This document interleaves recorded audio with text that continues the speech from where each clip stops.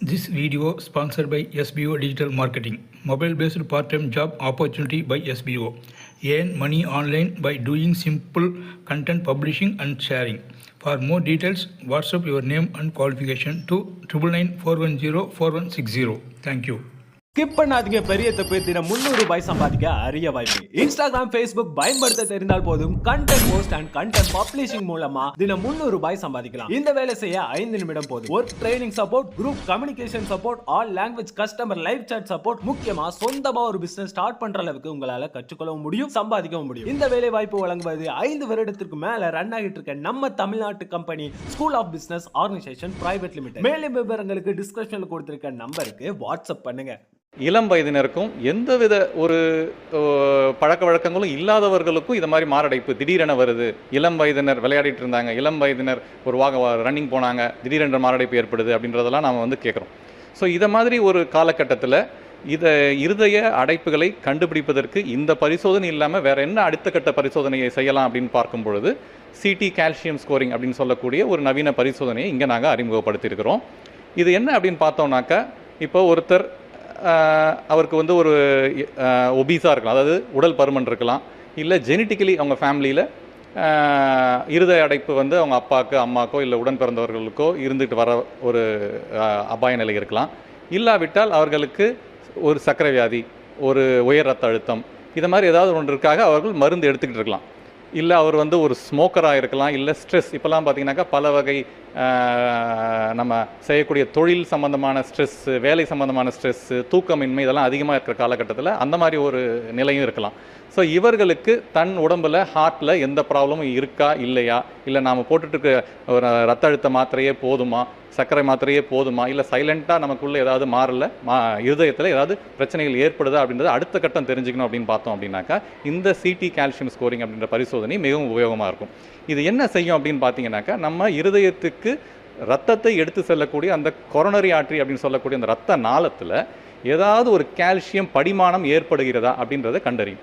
இதற்கு பார்த்தோம்னாக்கா தேவை என்ன அப்படின்னு பார்த்தோம்னாக்கா, ஒரு அதிநவீன ஒரு உயர்தர சிடி ஸ்கேன் நம்ம மருத்துவமனையில் ஓமந்தூர் அரசு பன்னோக்கு உயர் சிறப்பு மருத்துவமனையில் 128 ஸ்லைஸ் சிடி ஸ்கேனர் இருக்குது. ஸோ இந்த மாதிரி ஒரு உயரான ஒரு சிடி ஸ்கேனில் எந்தவித ஒரு டையும் இல்லாமல், எந்தவித இன்ஜெக்ஷனும் இல்லாமல், எந்தவித ப்ரிப்பரேஷனும் இல்லாமல் சாதாரணமாக ஒரு 2 நிமிடத்தில் இந்த ஸ்கேனை நம்ம எடுத்துக்கலாம். ஸோ அந்த மாதிரியான ஒரு விஷயம், இந்த மாதிரியான ஒரு விஷயம் தனியார்களெல்லாம் பார்த்தோம்னாக்கா சுமார் 4000 5000 செலவாகக்கூடிய ஒரு இதை நம்ம தமிழ்நாடு அரசு இப்போ மக்களுக்கு பயன்படும் வகையில் வெறும் 500 ரூபாயில் இப்போ தந்துட்டு இருந்தாங்க. அதற்கும் இப்போது முழுடல் பரிசோதனை வரக்கூடிய மக்கள் இதை அந்த தொகுப்புலேயே செஞ்சுக்கிற மாதிரி இப்போது அந்த தொகுப்புலேயே நம்ம இந்த பேக்கேஜில் கொண்டு வரும்பொழுது இது காரணம் எந்த கட்டணமும் இல்லாமல் இப்போ தொகுப்புலேயே இதை செஞ்சுக்கிற மாதிரி ஒரு ஜியோவை கொடுத்துருக்குறாங்க.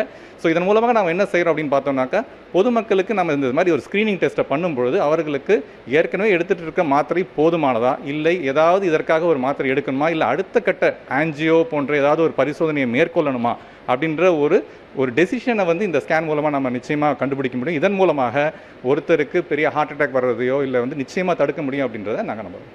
இப்போ தனியாக எடுத்துக்கலாமா, எந்தெந்த வயதினர் தான் வரணும் அப்படின்றது கட்டுப்பாடு?